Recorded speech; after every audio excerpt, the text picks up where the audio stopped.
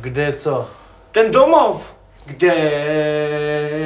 Ten domov můj. Jdeme spolu, vole, chceš už tak Kde domov můj? Kde domov můj? A máš pruser. Jste blbý. My jsme teď jsem to říkal, teď zpíváme hymnu. Přesně.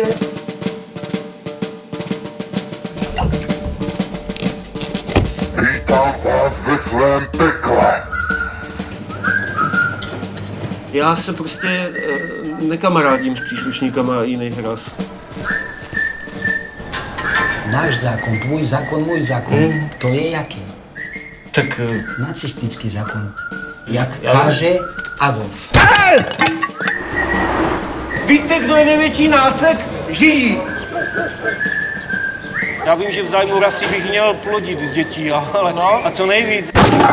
Ježiš, to jsem nechtěl. Po půl roce když jsme spolu snad mohli něco.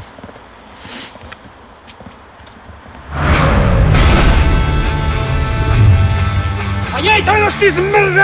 Jeď, dávaj, střížo, ještě, stříž, hrev, to bylo krásný.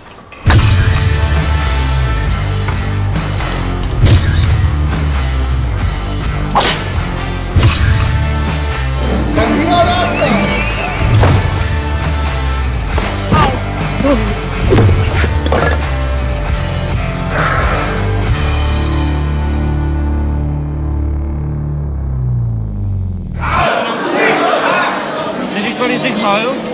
Nevím, asi mi neposlouchala. Já bych si taky zahajloval, no ale tak